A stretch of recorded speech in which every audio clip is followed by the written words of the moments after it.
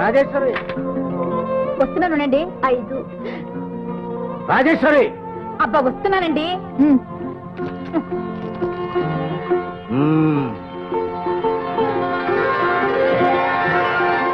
ఏమిటి మామ కొడల మీటింగు? నా కథ ఎవడు పబ్లిష్ చేస్తాడని ఎగతాళి చేసావే, ఇప్పుడు చూడు 200 రూపాయల పారితోషికం కూడా పంపారు. ఏమిటి నీ కథ పత్రికలో పడిందా? చూడు, ఆ రోజు కథ రాయమంటే పారిపోయావే. కన్న కూతురు నువ్వు చేయలేని పని ఏ తల్లి కన్న బిడ్డో నా చిన్న కోడలు చేసి పెట్టింది. రాయడమే కాదు, దుర్గ నా కథ పత్రిక కూడా పంపింది. చూడు.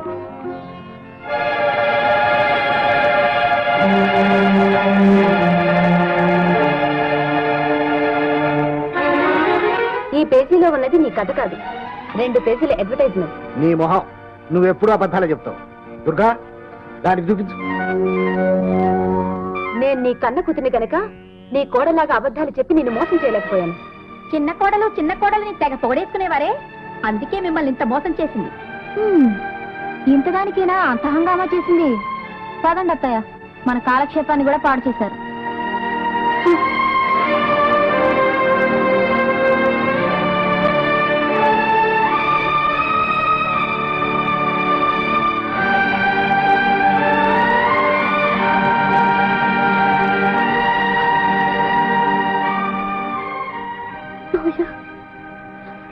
నువ్వు ఈ ఇంటిని ఉద్ధరించడానికి వచ్చిన దేవతవని కన్న కూతురు కంటే ఎక్కువగా చూసుకున్నాను. చివరికి నువ్వు కూడా నన్ను ఆటలు పట్టించావా? ఈ ముసలివాడు నీ కూడా చులకనైపోయాడా అమ్మా? అంత మాట అనకండి మావయ్య. నీ పెదవుల మీద చిరునవ్వు, నీ ముఖంలో ఆనందం, వీటికి మించినవి నాకు ఈ ప్రపంచంలో వేరే ఏమీ అక్కర్లేదు. నేను ఇంటికి వచ్చినప్పుడు ఏమైనా కొనుక్కోమని చిన్నబావ 200 రూపాయలు నాకు ఇచ్చారు.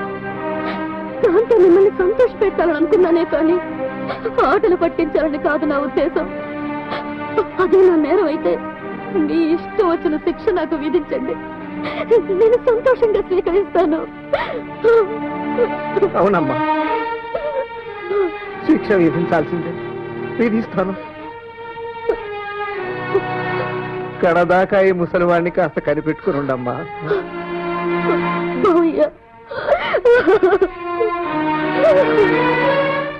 నేను మా అమ్మగారింటికి వెళ్తున్నాను. మీకు ఏదైనా కావాలంటే మీ అమ్మగారిని అడిగి తీసుకోండి. అలాగేలేమ్మా, ఇందులో కొత్త ఉంది. ఇంట్లో చాకరీ అంతా నేనేగా చేసేది. అంటే నేనేం చేయడం లేదనా మీ ఉద్దేశం? ఎందుకు చేయడం లేదమ్మా, చేస్తున్నావు. మా మీద పెత్తనం. నువ్వు ఊరుకో అమ్మా, దాన్ని పోనీ. పోనీక నీ పెళ్ళాన్ని పట్టు కట్టేశానా? ఏమండోయ్, నన్ను అనవసరంగా రెచ్చగొట్టకండి. పోలీస్ రిపోర్ట్ ఇవ్వాల్సి వస్తుంది. పొరపాటేలేమ్మా, వెళ్ళిరా. ఇవాళ మా చిన్నన్ని వస్తాడని ఎంతో హుషారుగా పోతుంటే నా మూడంతా చెడగొట్టారు.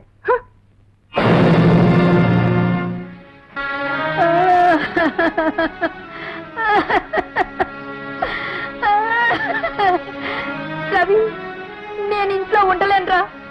నన్ను కాశీకి పంపించేసే. కృష్ణ రామాని అక్కడే వస్తాను. చెప్పు, మా అమ్మ చేతిలో యాపిల్ పళ్ళు లాక్కున్నావా? కమల్ అడుగు, దానికి తెలుసు. ఏ మాట్లాడమే బాబు, నువ్వు ఉండదు. అసలు నువ్వు చేసిన గారాబే దాన్ని స్థితికి తీసుకొచ్చింది.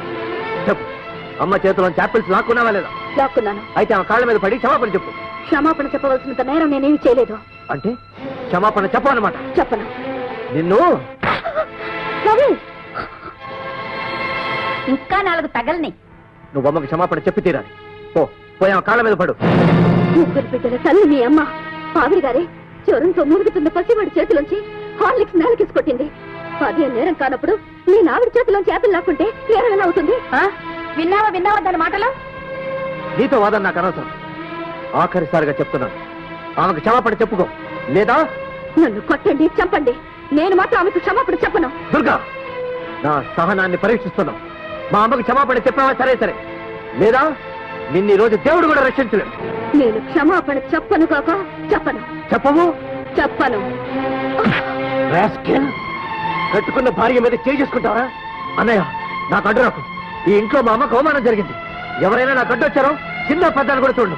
నీకు అదే సాధ్యం.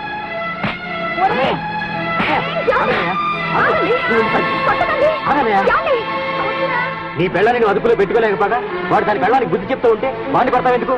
నోరు ముయ్యా వాడు ఇంక పెట్టవా? నువ్వు మహాని పెళ్ళాన్ని అదుపులో పెట్టుకుంటున్నావు. నీ ఇంట్లో నీ పెళ్ళాన్ని చేసే పెత్తనం చలాయించే అధికారం అన్నీ నేను చూస్తూనే ఉన్నాను రా. కానీ ఇన్నాళ్ళు నోరు మూసి నూరుకున్నాను. కారణం మీ అందరికీ భయపడి కాదు. కళ్ళు పోయి అంధకారంలో అనుమతిస్తున్నా ఈ ముసలి తండ్రిని చూసి. అబ్బో చాలా గొప్పగా మాట్లాడావు. నీకొచ్చే ముష్టి జీతం డబ్బులతో అందరినీ పోషించి తర్వాత చెప్పు నీ శ్రీరంగ నీతులు. పేలు సంపాదించలేకపోవడమే నా నేరం అయితే దానికి శిక్ష అనుభవిస్తూనే ఉన్నాను కదమ్మా. ఏ పాప ఎరుగని నా భార్య పగలంతా ఇంటడి చాకరీ చేసి మీ అందరి చేత మాటలు పడి రాత్రుళ్ళు గదిలోకి వచ్చి వస్తే కూర్చొని కుమరి కుమరి ఏడుస్తుంటే చూస్తూ ఊరుకున్నాను. మగ పుట్టక పుట్టిన వాడికి ఇంతకంటే ఇంకే శిక్ష కావాలమ్మా.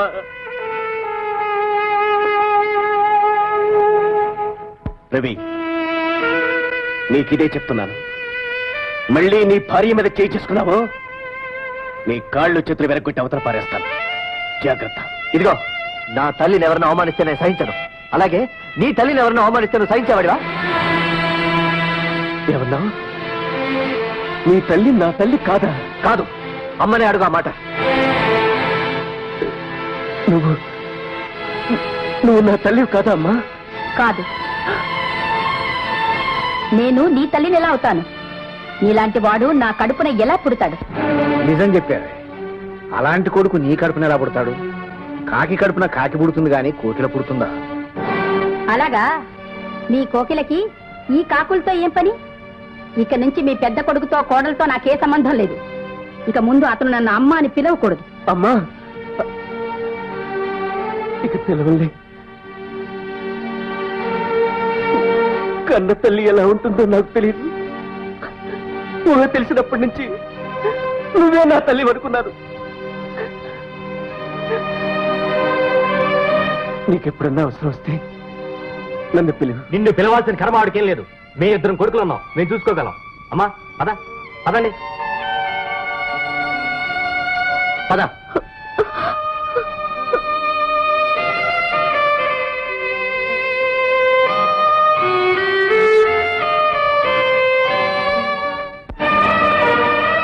సామాన్లు సర్దు. మీ అమ్మ నగలు కూడా తీసుకురా. మా అమ్మ నగలు ఎందుకు? ఇప్పుడు నేను తీసుకెళ్లి హోటల్లో పెట్టను. ఓ 2-3 రోజులు మీ మామయ్య గారి ఇంట్లో ఉండు. అంతలోపల మీ అమ్మ నగలమ్మి ఇల్లు ఒకటి అద్దెకి తీసుకుంటారు. ఏమిటి? మా అమ్మ నగలమ్మి ఇల్లు అద్దెకు తీసుకుంటారా? చూడండి, దేవుడు మనిషికి 2 చేతులు ఇచ్చింది కష్టపడి పని చేసి సంపాదించడానికి, కానీ అమ్మ మాటలు విని పెళ్ళ మీద చేయి చేసుకోవడానికి కాదు. ఏమన్నావు?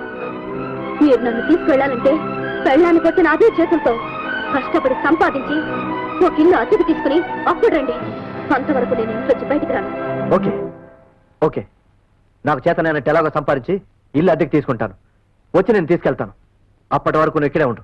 కానీ ఒక్క విషయం, అంతవరకు నువ్వు మా అమ్మ జోలికి వెళ్ళావో నేను ఊరుకోను. మీ అమ్మైనా మీ అమ్మని పుట్టించిన దేవుడైనా అనవసరంగా నా జోలికి వస్తే మాత్రం నేను సహించను. అసలు ఆ సంగతి మన పెళ్లి ముందు నుంచి మీకు తెలుసు.